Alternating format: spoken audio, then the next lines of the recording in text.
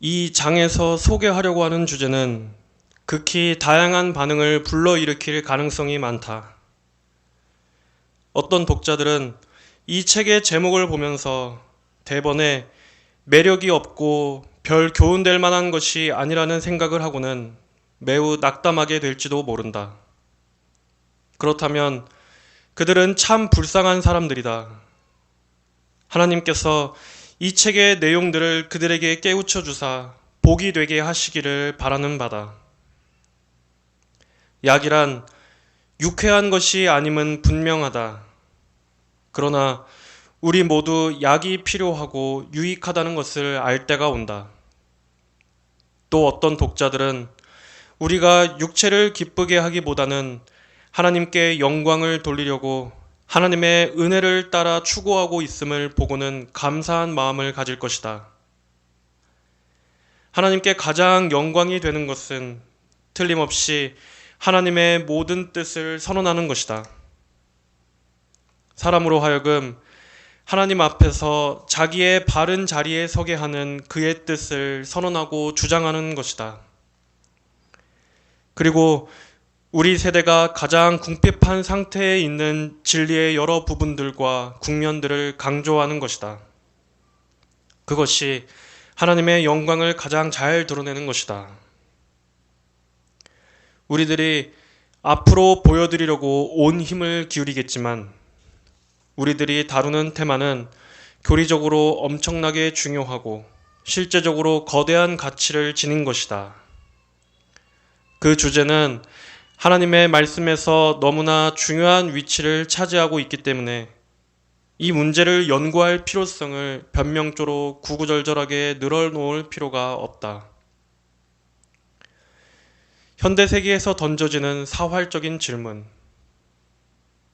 오늘날 대답을 요구하고 있는 가장 중요한 질문은 다음과 같은 것이라고 확신한다. 사람은 정말 본질적으로, 전적으로 철저하게 부패한 존재인가? 인간이 이 세상에 들어올 때 철저하게 패망하고 무능하고 영적으로 눈이 멀고 죄와 허물로 죽은 상태로 들어오는가? 이 질문에 대하여 우리들이 어떻게 대답하느냐에 따라 다른 많은 문제들에 대한 우리의 관점이 결정될 것이다. 성경은 모두 이 어두운 배경을 기초로 하고 있다. 이 문제에 대한 성경의 가르침을 수정하거나 약화시키거나 부인하려는 어떠한 시도든지 생명을 죽이는 치명적인 일이다. 성삼위 하나님의 인간을 위한 특별하고 직접적인 간섭이 없이는 구원받을 수 없는 조건에 처하여 있는가? 다른 말로 하여 성부 하나님에 의하여 특별하게 구속받고 인간 안에서 역사하시는 성령의 초자연적인 역사가 아니고는 인생에 소망이 없는가? 그것을 다른 방식으로 진술하여 보자. 만일 사람이 전적으로 부패한 존재라고 한다면 인간 편에서 먼저 스스로 하나님께로 한 발짝도 옮겨 놓을 만한 힘도 없는 무능한 존재인가? 성경의 대답. 그 질문에 대한 성경의 대답은 사회 개혁을 주장하는 사람들의 계획이 전혀 무모하다는 것을 아주 명백하게 증거하고 있다. 사회 개혁자들은 대중들의 도덕적인 고향을 내세우는 사람들이다. 그러나 나라들이 서로 화평한 관계를 유지하기 위한 정치가들의 여러 가지 계획들이 전혀 의미 없는 것임을 성경의 답변은 분명하게 하고 있다. 세상의 황금 시대가 열리게 될 것이라고 말하면서 이상향을 꿈꾸는 사람들의 주장이 성경의 답변 앞에서는 전혀 의미 없는 것이 되어버리고 만다.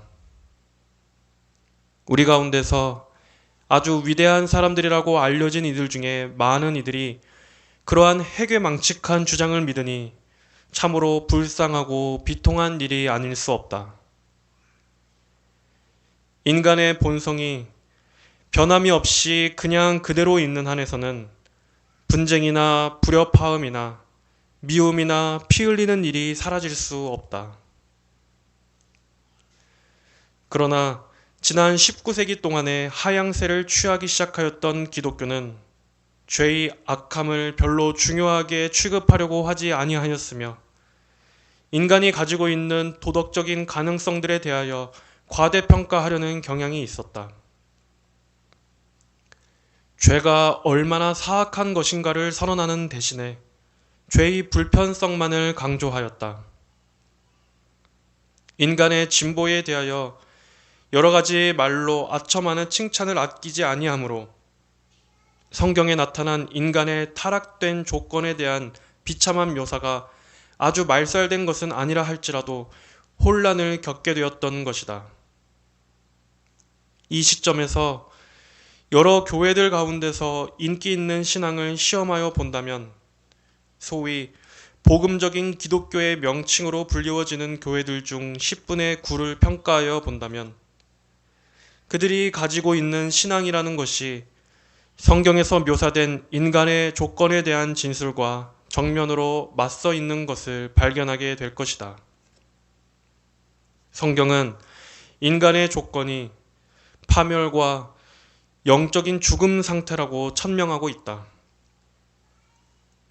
그러므로 하나님의 율법과 하나님의 복음에 비추어 볼 때 죄를 위하여 울어야 할 필요가 있다. 죄의 지극한 죄됨이 그러한 하나님의 율법과 하나님의 복음의 빛으로 드러날 수 있는 것이다. 그리고 성경의 가르침을 통해 인간의 타락의 깊이가 정말 얼마나 큰 것인가를 알게 되는 것이다. 그리고 죄와 허물 가운데 죽음이라는 무서운 말들이 제시하는 바를 그렇게 하여 배울 수 있는 것이다. 성경의 장엄한 목표는 우리로 하여금 하나님을 알게 하는 것이다. 그리고 인간을 창조하신 조물주의 눈에 인간이 어떠한 모습인가를 그려주는 데 있다. 또는 인간과 그의 조물주 간의 관계가 어떠함을 보여준다. 그러므로 하나님의 종들이 담당하여야 할 임무는 하나님의 성품과 하나님의 완전성을 선언할 뿐 아니라 인간이 지닌 본래의 조건과 인간이 저지른 배도를 윤곽적으로 그려주는 것이다.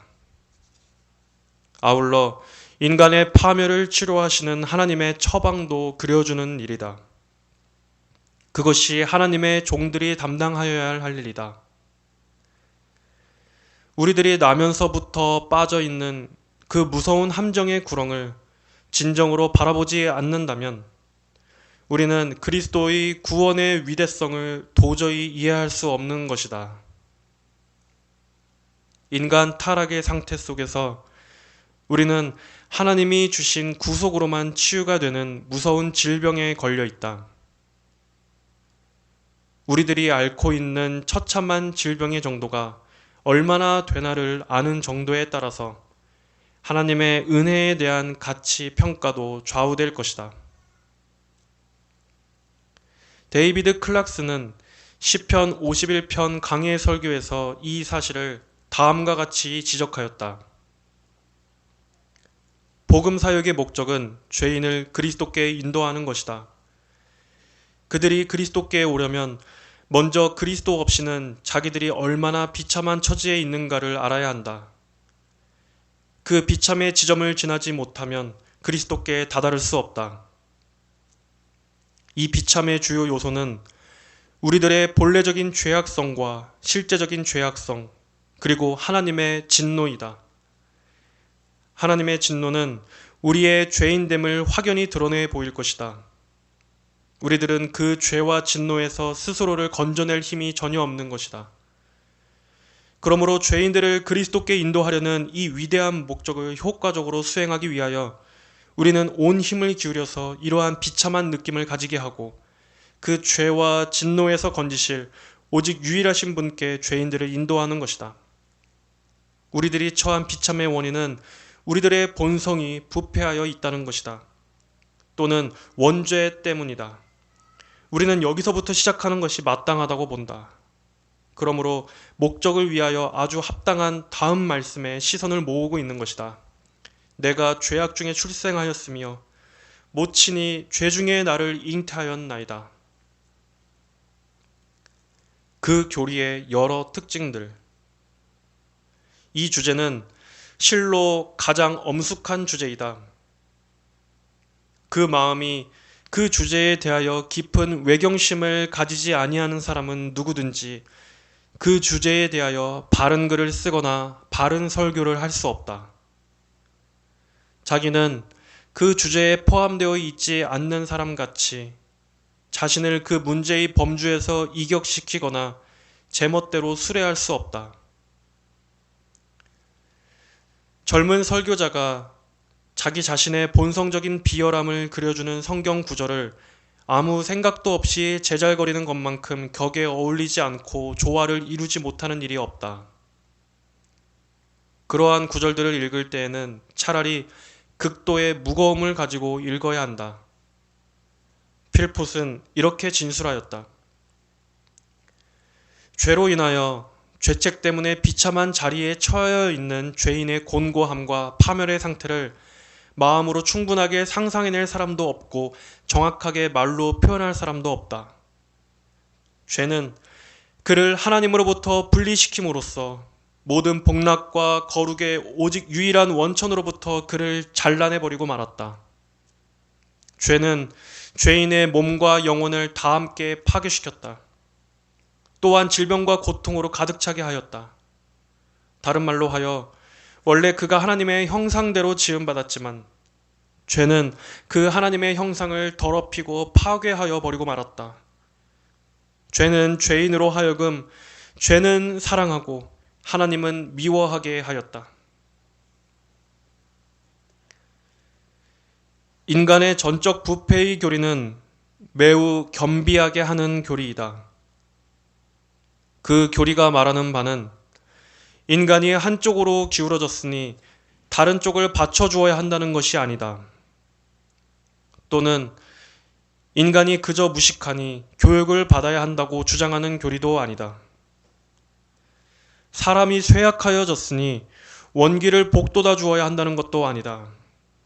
인간은 파멸된 상태에 처하여 있으며 타락하고 영적으로 죽어 있다는 말이다. 그것이 바로 이 인간의 전적 부패의 교리이다. 따라서 인간은 힘이 없는 존재이다. 자신을 선하게 할 능력이 전혀 없는 존재이다. 그러므로 인간은 하나님의 진노를 받을 수밖에 없다.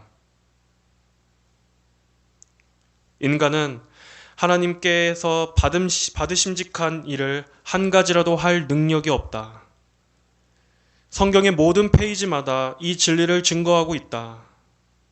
구속의 전 체계는 바로 이 점을 전제하고 있다. 성경에서 가르쳐지는 구원의 계획은 다른 어떠한 전제 위에 놓여 있지 않다. 그리스도께 왔던 어떤 부자 청년의 경우에서 인간은 자기 자신의 공로로 하나님의 인정을 받을 만한 능력이 전혀 없다는 것을 여실히 엿보게 된다. 인간적인 기준으로 평가할 때 그는 덕행과 종교적인 업적을 이룬 면에서 모델이 될 만한 사람이었다. 그러나 그는 자기 자신의 노력을 의지하는 다른 모든 사람같이 하나님의 율법이 가진 영적인 깊이와 엄격함을 모르고 있었다. 그리스도께서 그 앞에 시금석을 가져다 놓았을 때 그가 기대하였던 좋은 망상들은 바람에 산산이 흩어져 버리고 말았다. 그래서 그는 근심하며 갔던 것이다. 그러므로 이 교리는 가장 불쾌한 교리이다. 그럴 수밖에 없다.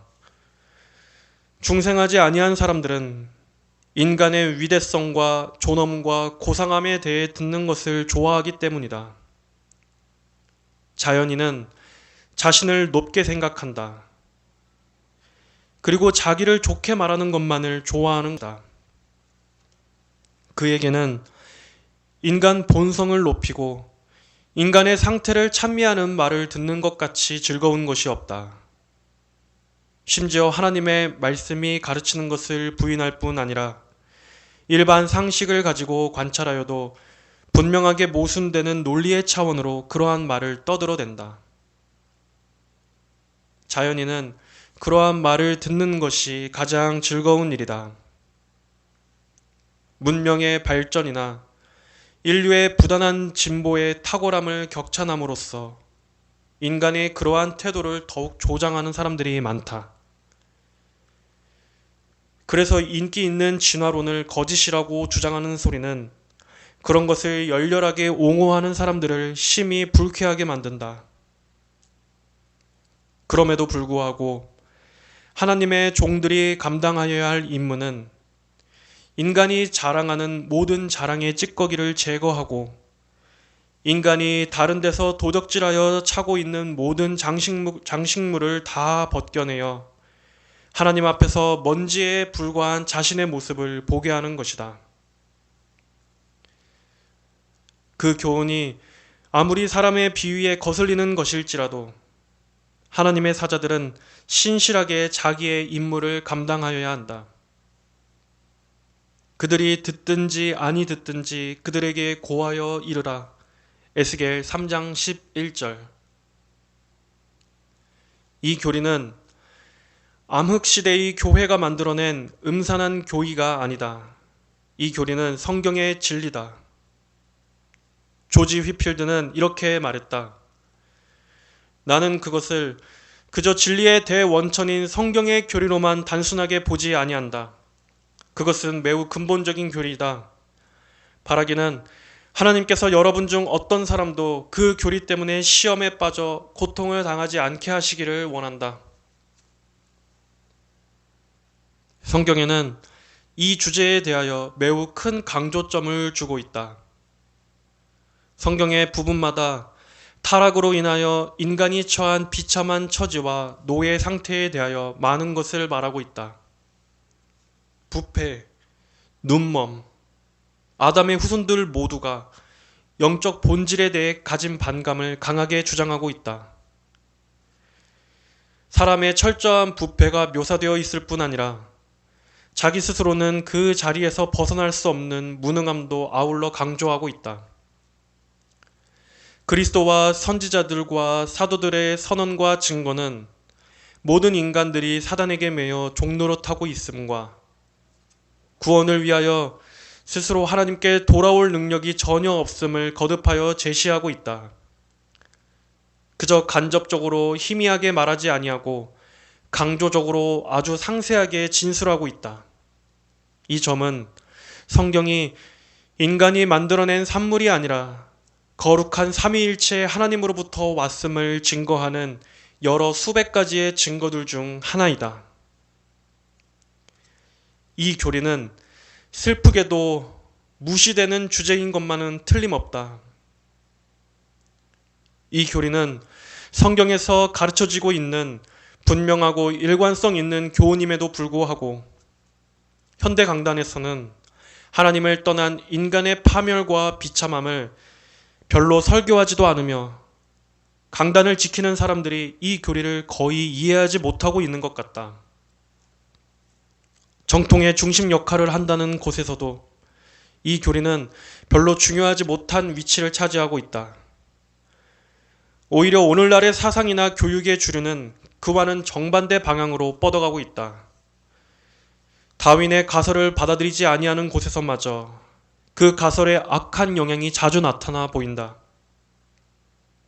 현대 강단을 맡은 사람들이 침묵을 잘못 사용함으로써 교회에 출석하는 세대들이 성경의 기본적인 진리들을 통탄할 정도로 모르고 있다. 그러니 지금 자기들이 처하여 있는 어두움의 무서운 구렁에서 빠져나오지 못하게 메고 있는 고집스러움과 불신앙의 사슬을 지적으로나마 알고 있는 사람은 천에 하나가 될까 말까 할 정도이다. 수천 수만의 설교자들은 자기들의 회중들에게 그네들이 본질상 무서운 처지에 있음을 신실하게 말해주는 대신 크렘린에서 일어난 최근의 소식이나 핵무기의 발전에 대한 소식을 해설하느라고 시간을 허비하고 있다. 그러므로 이 교리는 설교자들의 신앙의 건전성을 가늠하는 시금석적인 교리이다. 이 주제에 대하여 정통하느냐 못하느냐에 따라 다른 극히 중요한 교리들에 대한 관점이 결정되는 것이다. 그 사람의 신앙이 바로 이 점에서 성경적이라면 그는 사람들 스스로 자신들을 개선할 수 없으며 그리스도만이 오직 유일한 소망임을 분명하게 지각할 것이다. 그런 사람은 죄인이 거듭나지 아니하면 하나님의 나라에 들어감을 얻지 못한다는 것도 알 것이다. 그리고 그는 타락한 존재가 선을 이룩하려고 자발적으로 나선다는 사상을 받아들이지 아니할 것이 틀림없다. 그럼으로써 그는 많은 오류에 빠지지 아니할 것이다. 앤드류 풀러는 이렇게 진술하였다.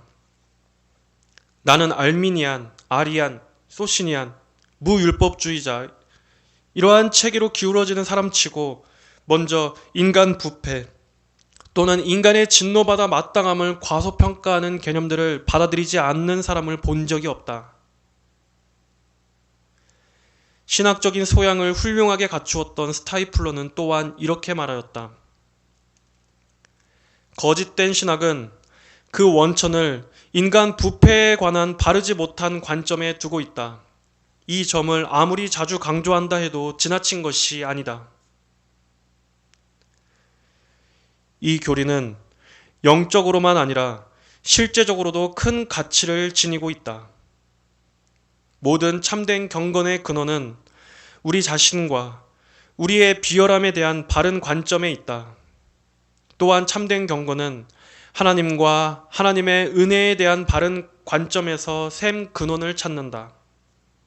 그것 없이 진정한 자기 혐오감이나 회개, 하나님의 구원하시는 긍휼에 대한 진정한 이해, 또한 그리스도를 믿는 믿음이 존재할 수 없다. 허망한 사람의 미몽을 깨워 자기의 무가치함과 자기 의의 무가치함을 확신케 하는 데에 이 교리를 알게 하는 것만큼 좋은 것이 없다. 그러나 자신의 마음이 부패하였음을 아는 설교자도 자기 스스로는 자기 설교를 듣는 청중들로 하여금 그들 자신의 마음의 부패를 진정으로 인식하고 느끼게 할 정도로 이 진리를 전할 수 없음을 잘 알고 있다. 듣는 자들로 하여금 자기들을 사랑하는 데서 떠나 자기들에게 거는 모든 소망을 영원히 기각하여 버리게끔 이 진리를 전할 수 없다는 것을 잘 안다. 그러므로 진리를 전하는 자기의 신실함을 의뢰하는 대신 하나님께서 자기의 설교를 듣는 자들에게 능력으로 그 진리를 적용시켜 달라고 때를 써야 할 것이고 자기의 가련한 노력을 그렇게 축복하여 달라고 간청해야 할 것이다. 이 교리는 숨겨 있는 것을 밝혀주는 교리이다. 이 교리가 음산하고 무언가 무거운 느낌을 주는 교리일지 모르지만 이 교리만이 풀려지지 않는 비밀스러운 요점들에 대하여 홍수 같은 빛을 쏟아 부어준다. 인간 역사의 흐름에 대한 열쇠를 제공하고 어째서 인간 역사의 그렇게 많은 부분이 피와 눈물로 쓰여지지 않으면 안 되었던지 그 이유를 밝혀준다. 그리고 어린아이가 어째서 악으로 기울어지는 성향을 가지고 있으며 선한 것을 어린아이들에게 가르치고 훈련을 시켜야 하는지 그 이유를 보여준다. 그리고 극히 곤란하고 복잡하고 풀려지지 아니하는 여러 많은 난제들에 대한 대답을 제공하여 준다. 인간의 모든 환경 개선, 인간을 교육하여 바로잡아 보려는 모든 시도, 사회개혁자들의 모든 노력이 인간의 본성과 성품을 근본적으로 더 낮게 하는 데는 아무런 효험이 없다. 바로 그 교리는 그 이유가 어디에 있는가를 나타내 준다. 그리스도께서 이 땅에 계실 때 그처럼 은혜롭게 일을 하셨지만 어찌하여 그렇게 가혹한 대접을 받으셔야 했는지, 사람들이 어찌하여 그리스도를 그렇게 멸시하고 배척하였는지 그 이유를 말해준다.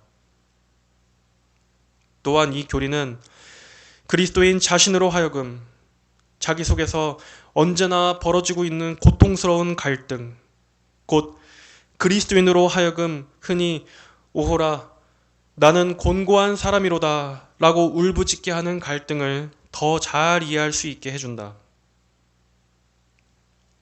이 교리는 가장 필요한 교리이다. 왜냐하면 우리 사람들 중 대다수가 그것을 알지 못하고 있기 때문이다. 사람은 흔히 하나님의 종들이 하나님을 배반하여 빠진 인간의 무서운 상태를 너무 강하고 음울하게 말한다고 생각한다. 그러나 인간 마음의 어두움과 더러움을 말로는 아무리 잘 표현한다 하여도 잘 나타낼 수가 없다. 다음에 진리의 말씀이 묘사하는 바와 같은 인간의 상태의 비참함과 전적인 무능을 묘사하기가 불가능한 것이 사실이다. 만일 우리의 복음이 가리웠으면 망하는 자들에게 가리운 것이라. 그 중에 이 세상 신이 믿지 아니하는 자들의 마음을 혼미케 하여 그리스도의 영광의 복음의 광채가 비추지 못하게 함이니 그리스도는 하나님의 형상이니라. 고린도후서 4장 3절로 4절. 저희가 능히 믿지 못한 것은 이 까닭이니 곧 이사야가 다시 일렀으되 저희 눈을 멀게 하시고 저희 마음을 완고하게 하셨으니 이는 저희로 하여금 눈으로 보고 마음으로 깨닫고 돌이켜 내게 고침을 받지 못하게 하려 함이니라. 요한복음 12장 39절로 40절. 은혜의 이적을 경험한 영혼들의 상태를 대조하여 볼 때 그 점은 더욱 명백하게 드러나 보인다. 이 교리는 가장 유익을 주는 교리이다. 하나님은 흔히 이 교리를 사용하셔서 사람들의 지각을 깨우치신다. 우리의 의지가 하나님께 기쁘시게 할 능력이 있다고 상상하는 한 자기들을 의뢰하는 마음을 절대로 포기하지 아니한다. 성령의 강력한 작용만이 자기 신뢰를 포기케 한다. 그럼에도 불구하고 그 목적을 위해서 신실한 말씀 전파를 사용하시길 원하신다. 인간의 타락한 조건에 대한 진정한 깨달음 이외의 그 어떠한 것도 우리로 하나님 앞에서 죄를 무릅쓰게 하지 못한다.